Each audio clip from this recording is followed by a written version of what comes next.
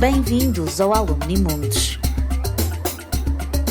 Na série Memórias do Porto Finalistas Online, vamos conhecer a experiência de quem acabou o curso em plena pandemia. Acompanhe-nos nesta aventura de quem teve que se adaptar a viver em modo virtual.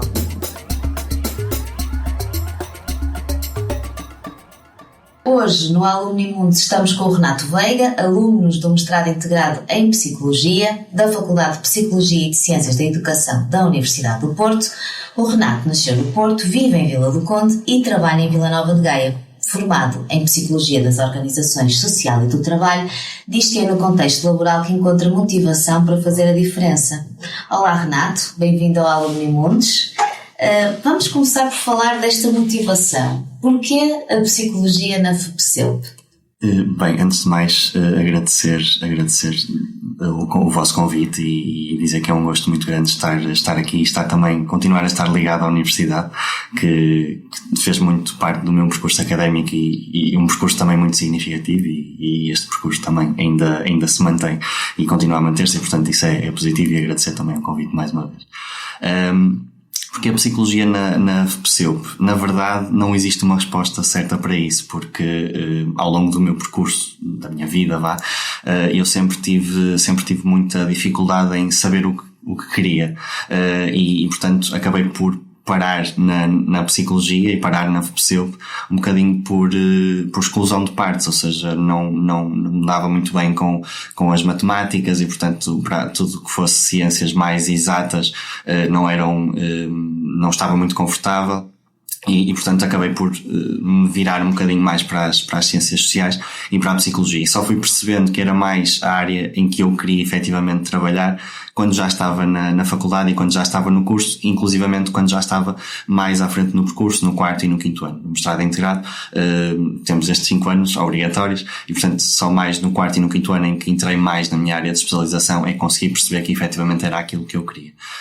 E portanto, sim, não existia aqui uma paixão de pequeno, até porque não tive muito contacto com esta área até entrar na faculdade, e fui-me apercebendo ao longo do percurso que era isso que me fazia feliz. Então foi uma escolha acertada? Eu diria que sim, cada vez mais chego à conclusão que sim. Foste pelo caminho certo.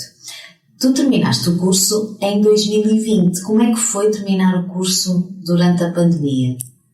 Foi desafiante. Eu diria que desafiante é sempre aqui a forma como eu caracterizo as coisas, porque na verdade foi isso mesmo, ou seja, nós em março de 2020 tivemos aqui uma transformação da nossa vida enquanto coletivo, enquanto sociedade, e tivemos que reaprender um bocadinho a viver e a relacionar-nos também uns com os outros. Nessa altura, quando fomos todos para casa, eu já estava no contexto de trabalho, se é que posso dizer assim, estava num estágio, mas apesar de tudo era um contexto de trabalho, e portanto já estava um bocadinho mais dentro do contexto empresarial e corporativo do que propriamente do contexto académico. Mesmo assim, ainda estava a decorrer a minha tese, portanto nós no 5º ano fazemos estágio e tese, estava a fazer a minha tese e portanto foi sempre uma adaptação que eu em conjunto na altura com a minha orientadora tivemos que fazer nesta dinâmica de orientação que teve aqui muitos desafios, lá está, e que tivemos que readaptar e também comunicar muito, e na verdade acho que a comunicação foi e tem sido na verdade a chave para tudo nesta adaptação que tivemos que fazer. Mas diria que, voltando à questão, que foi desafiante para mim mais a nível corporativo e a nível mais profissional do que propriamente académico, embora depois tivesse outras questões relacionadas com o outro meio em que eu estava, o meio associativo, em que aí sim foi mesmo desafiante. Já vamos falar sobre isso. Terminaste o curso, já estavas num contexto de trabalho, mas ao contrário de alguns colegas que não conseguiram, tu tiveste o privilégio de conseguir fazer ainda o teu programa Erasmus nos Países Baixos. Como é que foi essa experiência? foi, mais uma vez, e sem querer repetir, muito desafiante. Na altura, eu escolhi os Países Baixos por uma questão de facilidade com o inglês, porque são um país que utiliza também muito a língua inglesa para comunicar, e para mim isso era um conforto psicológico e uma segurança que eu tinha, que não tinha, por exemplo, noutros países que tinham mais dificuldade em comunicar, as pessoas no geral, em comunicar pelo inglês, e portanto escolhi maioritariamente esse país por causa disso. E foi desafiante porque eu, mais uma vez, tomei a decisão um bocadinho sem ter a consciência total daquilo que implicaria e do significado real que iria ter na minha vida. E portanto foste em que ano? Fui em 2017. E portanto cheguei lá já com tudo tratado e toda esta dinâmica já alinhavada. Cheguei lá e apercebi-me que na verdade iriam ser 6 meses em que eu iria estar muito sozinho, e eu não tinha essa consciência antes de ir, e também tem sido algo que eu também tenho passado mesmo a colegas que falam comigo acerca da minha experiência, que é mais vale, diria eu, e diria que é uma perspectiva muito contracorrente àquela que as pessoas que normalmente fazem este período de mobilidade têm.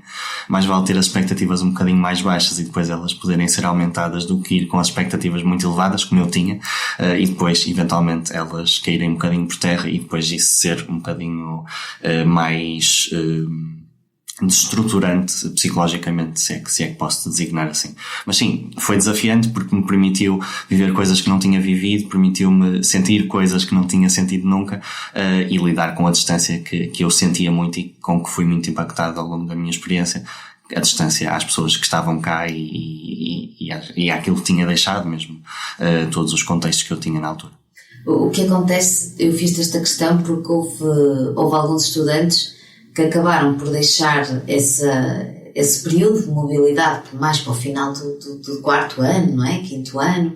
Alguns depois já não conseguiram fazê-lo, não é? E tu ainda tiveste essa sorte de teres feito um bocadinho antes e de teres conseguido completar essa fase, não é?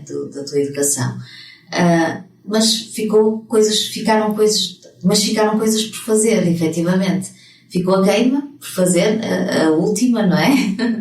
Ficaram todas as celebrações por fazer, tudo o que é celebrações de final de curso. Tu conseguiste de alguma forma ter isso com os teus colegas, com a tua família? Não, de forma muito curta não.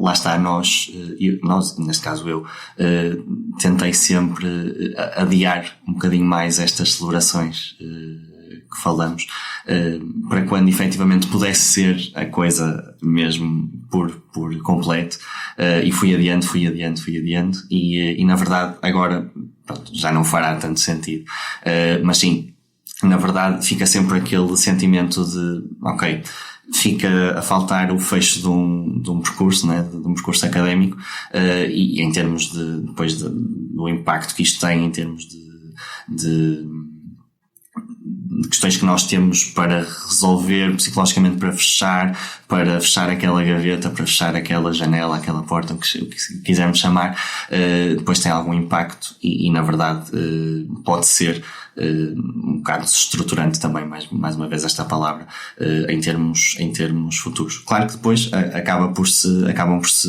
arranjar outras alternativas e outros tipos de mini celebrações mais específicas, mais localizadas no tempo e no espaço, que também acabam por ser esse conforto psicológico que falava, mas em termos de celebração acabou por não acontecer. Chegaste a ir à queima este ano? Foi diferente? Muito diferente.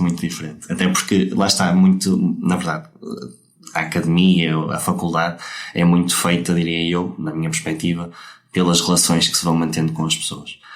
E na verdade, quando 2 anos deixa de se ter contacto com as pessoas e deixa de se ir à faculdade, obrigatoriamente, ou porque depois existem contextos profissionais que não o permitem, quando isto deixa de acontecer, depois acabam por se perder as ligações, acabam por deixar de se conhecer as pessoas. É quase como se tu foste à queima este ano, mas é quase como se já não pertencesse ali. É isso mesmo. Já não conheces as pessoas, já já não tens a tua barraca, não é? É isso mesmo, sim. Sim, mas não queria também deixar isto num tónus muito negativo, parece-me que estou a deixar isto num tónus muito negativo. Não, mas é verdade, acaba por acontecer isso. Sim, e na verdade, pronto, acaba por não ser igual, mas é diferente, ou seja, isso também é positivo. E também permite vivenciar outras coisas, lá está, como eu estava a dizer há pouco, e acaba por ser também positivo, dependendo da forma como olhamos para determinada realidade. Sim, ao menos agora tiveste este fechar, entre aspas. Exatamente, sim. Tu falaste há pouco do associativismo, não é? Eu sei que estiveste sempre muito envolvido no associativismo. Queres contar-nos um bocadinho do teu percurso nesse campo e como é que foi passar todas estas atividades para o mundo virtual, não é? Para o online? Sim, bem, eu comecei mesmo no meu ano em que comecei o curso, portanto em 2015, fui convidado, e mais uma vez, isto é quase transversal no meu percurso, não escolhi, ou seja, fui convidado para fazer parte, e fui ganhando também o significado daquilo que é uma associação de estudantes ao longo do percurso, e cada vez ao longo do tempo isto foi ganhando um significado cada vez maior, e foi também muito aí construir o meu sentido político, a forma como olho para as coisas, como me sinto um cidadão do Porto, de Portugal. Foi aí também muito que eu construí a minha cidadania, se é que posso dizer assim. Portanto, foram 5 anos no total de um percurso que culminou mesmo no ano final, em que, lá está, nós tivemos que tomar uma decisão muito estruturante para as nossas atividades, até porque o nosso último mandato começou em dezembro de 2019, e portanto nós naqueles 3 meses ainda fomos conseguindo fazer alguma coisa, embora existisse muito a pairar em cima de nós uma ameaça daquilo que poderia vir e daquilo que poderia ser, embora nenhum de nós soubesse muito bem para onde é que aquilo iria, e chegou ali 13 de março, penso eu, 14 de março, em que efetivamente fomos obrigatoriamente para casa, e até antes disso tivemos que tomar uma decisão acerca do que iríamos fazer com as nossas atividades. Como estava a dizer, o nosso mandato começava em dezembro de 2020, e nós tínhamos um plano de atividades que tinha sido aprovado e que fazia sentido que o fizéssemos. Um plano normal. Exatamente, normal, seja isso o que for, não é? Tínhamos um plano de atividades que queríamos cumprir, ou seja, aquilo que nós tivemos que fazer foi, em primeira instância, tomar a decisão difícil de suspender. Nunca pensámos que seria cancelar mesmo, mas que suspender pelo período, na altura acho que foi de 1 mês, para ver como é que a situação evoluía. Tivemos a tomar essa decisão.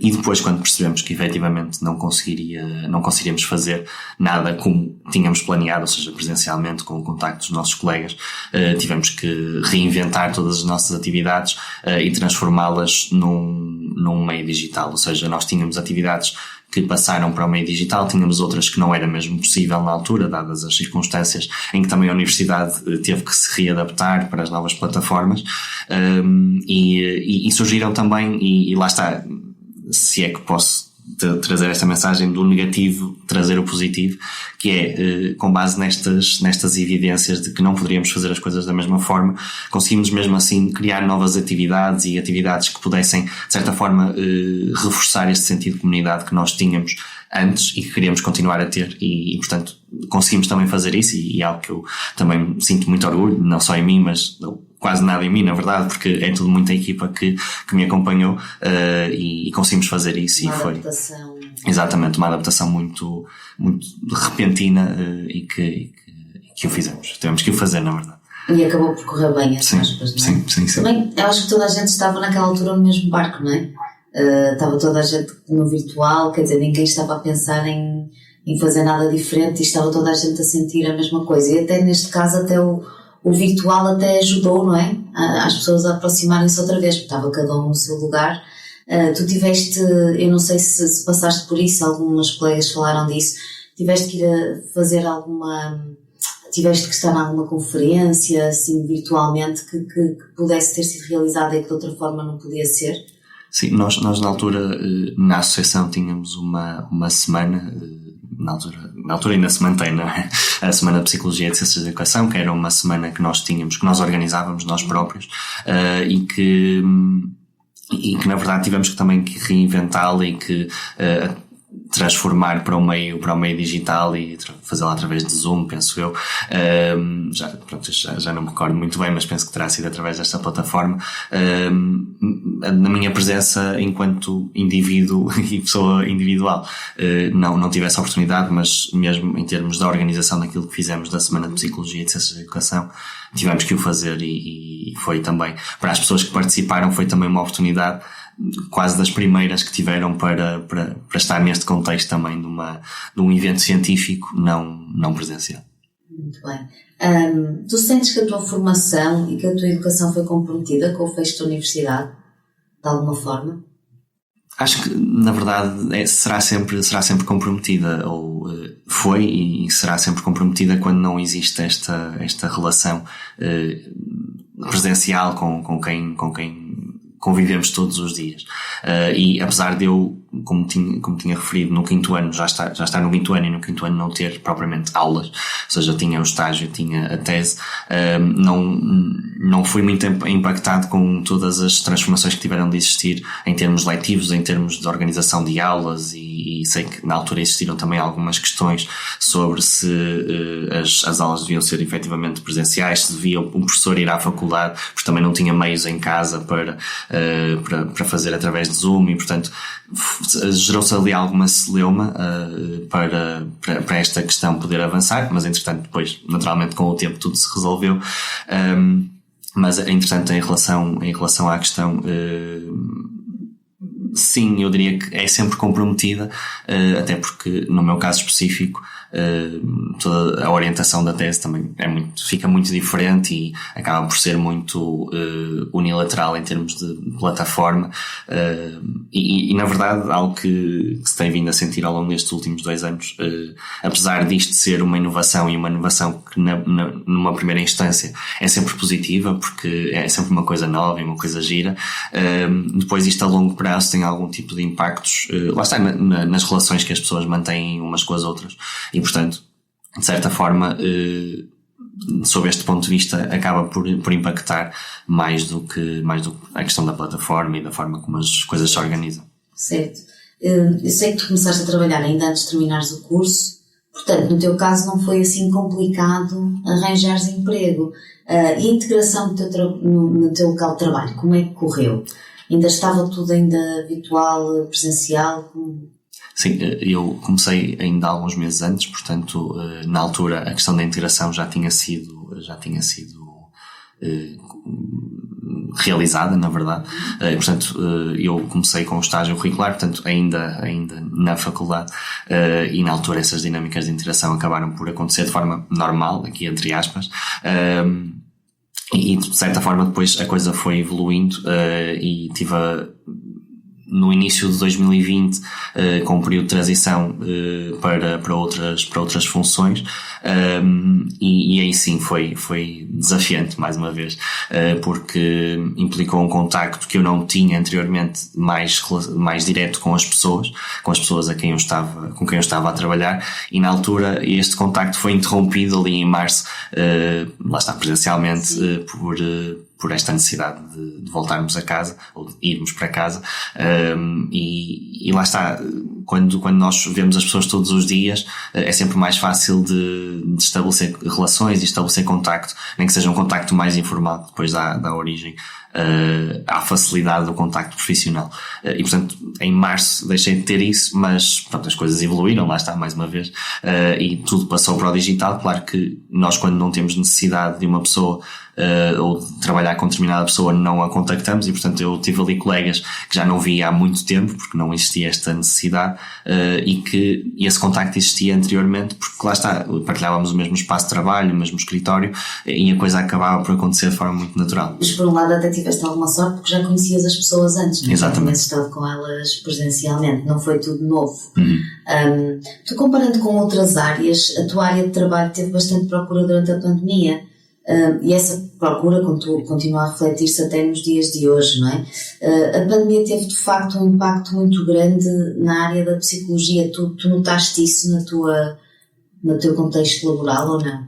Sim, no meu contexto laboral e mesmo no contexto social mais alargado, aqui, pronto, na verdade, em termos da minha área, eu não faço propriamente não faço intervenção psicológica no meu trabalho. E aqui acho que a questão é mais relacionada com a saúde mental, chamemos-lhe assim, penso eu. Sim, na verdade, nós fizemos alguns estudos de acompanhamento no meu contexto de trabalho para perceber exatamente, em primeira instância, como é que as pessoas estavam a lidar com o teletrabalho. E depois também percebemos que o teletrabalho também estava muito influenciado pela pandemia, ou seja, pessoas que estavam a trabalhar em casa e que tinham toda a família em casa acabavam por não avaliar tão positivamente o teletrabalho, porque acaba por ser sempre uma gestão que tinha de se fazer em termos familiares, dos filhos e depois da escola dos filhos, e depois foi também um tempo em que as linhas entre aquilo que é o trabalho e aquilo que é a vida pessoal se esbateram muito, ou seja, foi muito alargado o horário de trabalho e foi muito diminuído também toda a questão da vida pessoal, e isto também se esbateu e viu-se nestes estudos de acompanhamento que nós fizemos. E isto para dizer que o teletrabalho esteve muito ligado à pandemia. Depois fomos conseguindo perceber que deixou de ser tanto esta estratégia de conciliação entre a vida pessoal e a vida profissional e passou a ser mais estas dinâmicas que estava a falar há pouco, interpessoais e de relação entre vários colegas. Exatamente. E portanto, eu lá está, não tenho bibliografia que eu possa aqui dizer, até porque é uma área que ainda está muito em investigação e que, na verdade, apesar de já se terem passado 2 anos, ainda não conseguimos perceber muito que tipo de impactos psicológicos é que isto tem a longo prazo, exatamente. Mas eu diria que da minha própria experiência, do senso comum, chamemos-lhe assim, aquilo que posso dizer é que aumentou a procura de apoio psicológico e de intervenção psicológica, e isto é reconhecido também pela Ordem dos Psicólogos Portugueses. Aumentou, isso é um facto, e eu diria que tem muito a ver com isso, com esta questão do isolamento, da falta de relação, que agora, felizmente, está a voltar cada vez mais e ainda bem, mas ao longo de 2 anos nós tivemos sempre que lidar com esta questão do isolamento, da diferença de relações com as pessoas e também da incerteza, que é, ok, nós estamos agora desta forma, mas não sabemos como é que estaremos daqui a 1 mês, daqui a 2 meses. Pronto, sim, tem esta questão dos planos, não é? Exatamente. Aquilo que nós fazíamos, se calhar a longo prazo, agora começamos a fazer mais a curto prazo, não é? Porque não sabemos muito bem como é que será o dia da manhã. Que impactos, Renata, é que tu sentiste na tua vida após a pandemia, tanto positivos como negativos? Sim, eu diria que após a pandemia... Sim, não sei se podemos falar assim, certo. Depois deste período em que tivemos mais isolados e mais em teletrabalho, mais restritos. Sim.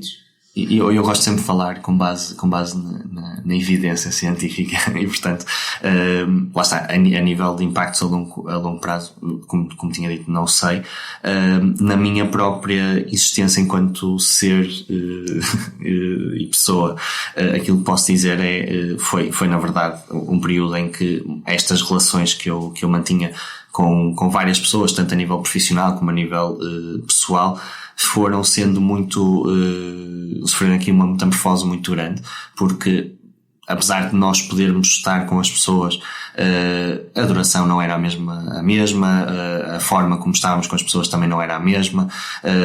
Eu, como não tive um período propriamente de descanso entre aquilo que foi a faculdade e o período e a minha vida profissional, acabei por ainda manter alguns colegas que tinha da associação e da faculdade ainda agora, e portanto mesmo isso também teve aqui um período de transição e de adaptação. Ok, como é que isto vai ser agora, porque diria, é um clichê dizer isto, mas o mundo mudou, e muda sempre, todos os anos na verdade, mas mudou cada vez mais e muito significativamente, e portanto isto alterou de certa forma todas as relações que eu tinha, e portanto teve esse impacto de, se eu comparar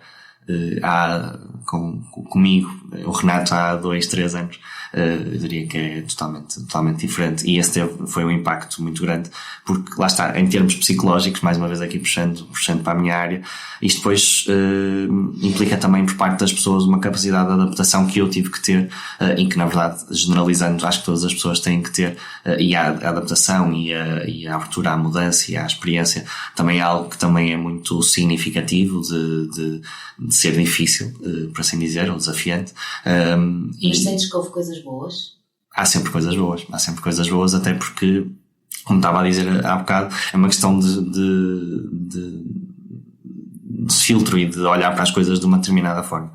E portanto, claro que é diferente, mas eu diria que mesmo a nível pessoal, mais psicológico, também existiram muitas diferenças em mim, mas também sem querer estar a monopolizar isto em mim. Isto depois acarreta aqui diferenças muito significativas e muito estruturais que eu agora olho e digo, ok, estou bem com isso e estou confortável com isso, e portanto, sim, apesar de existirem estas alterações que podem ser más em primeira instância, depende muito da forma como nós olhamos para as coisas, e se olharmos com um ponto de vista positivo, isto nem sempre é fácil, com um ponto de vista exatamente, isto acaba por ter ganhos a nível de bem-estar a longo prazo. Como é que tu vês o futuro, Renato? Isso é pergunta para $1 milhão ou para €1 milhão, na verdade. O futuro, cada vez mais, e na minha geração, se é que posso dizer assim desta forma, é caracterizado cada vez mais por uma incerteza muito grande, porque existem muitas dificuldades da própria fala ativa dos jovens na sociedade atual. Diria que a sociedade atual ainda privilegia muito as pessoas que são especialistas e bem, mas que já têm uma idade mais avançada, chamemos-lhe assim, e tende a tentar esquecer, ou tentar não, mas a esquecer as pessoas mais jovens que também são especialistas na sua própria área, mas que também têm coisas para dizer. E com isto quero dizer que diria que, na minha perspectiva, a sociedade ainda não está muito virada para os jovens, e portanto também não se consegue discutir de forma abrangente e tendo uma capacidade o mais aberta possível de percebermos quais são as perspectivas dos jovens e de perceber quais são as preocupações. Isto depois também traz muita incerteza no futuro, ou seja, na minha perspectiva, nós queremos as coisas para agora, para ontem, temos esta imediatez também nas coisas que fazemos e nas coisas que desenvolvemos, e portanto o futuro também é muito incerto, porque eu não sei o que é que vou querer daqui a 1 ano, daqui a 2 anos, e isto pode ser geracional, pode não ser, mas eu sinto muito isso, ou seja, eu digo aquilo que sinto hoje, mas não posso dizer aquilo que sentirei amanhã e que sentirei depois. Portanto, na minha perspectiva, isto é uma coisa que eu vivo muito, e portanto não consigo dizer o que é que será o futuro, e aqui uma resposta muito alargada, mas não consigo dizer o que é que será o futuro, mas lá está, nesta ótica de olhar para as coisas de um determinado ponto de vista, o futuro poderá ser e deverá ser positivo se conseguirmos olhar para ele dessa forma. Muito bem. Qual a mensagem gostarias de transmitir aos teus colegas? Principalmente, que mensagem é que gostarias de transmitir aos teus colegas, principalmente àqueles que terminaram o curso durante a pandemia, aqueles que estão hoje a terminar, mas a toda a comunidade académica também da universidade? Sim, eu começava pelo fim, começava pela comunidade académica no geral, mesmo a comunidade estudantil, chamamos-lhe assim, e dizer que a faculdade e o período académico é um período de muita experimentação, ou seja, nós conseguimos experimentar muitas coisas muito ao mesmo tempo, e é também um contexto em que o permite que isso seja feito. E portanto aquilo que sugeria, se é que posso sugerir alguma coisa, era mesmo aproveitar ao máximo tanto a parte académica, naturalmente, como depois toda a parte extra-académica que pode ser vivida, o associativismo, entre outras coisas, que depois vão dar competências para o meio profissional e para o contexto profissional. E na verdade, para as pessoas que acabaram o curso em pandemia, como foi o meu caso, e tendo ou não tendo tido a oportunidade de fecharem este ciclo da forma como o viam, portanto isto é sempre uma questão de expectativa, da forma como o esperavam.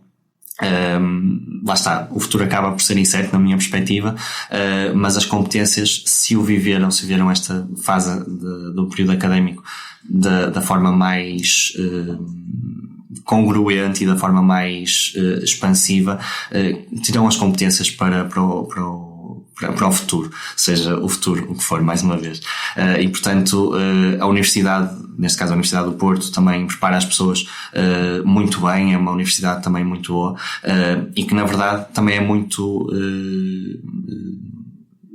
é também muito querida pelos empregadores, para que os possam trazer as pessoas para dentro dos seus contextos de trabalho. E portanto, já tem este avanço que é de serem formados nesta universidade tão boa, e que depois, na verdade, só depende deles depois a procura. E a procura, eu sei que para muitos dos meus colegas também é sempre uma coisa que causa algum tipo de ansiedade, não é? Ok, não consigo, está a demorar muito tempo, não me respondem, que é algo que também é muito generalizado, mas saibam que isto é muito normal, ou seja, e acho que quando nós dizemos às pessoas que isto é normal, as pessoas sentem-se um bocadinho mais acompanhadas nesse aspecto e não se sentem tanto uma ovelha fora do rebanho, e portanto dizer que este período de transição, e como todos os outros, é normal, é desafiante, e faz parte, e portanto a maior das sortes também, porque sei que já levam esta bagagem da universidade e isso também é muito importante. Muito bem. Muito obrigada, Renato. Obrigado. Quanto a nós, despedimos por hoje, mas fica atento ao próximo episódio e vamos perceber como foi terminar o curso em pandemia. Até lá!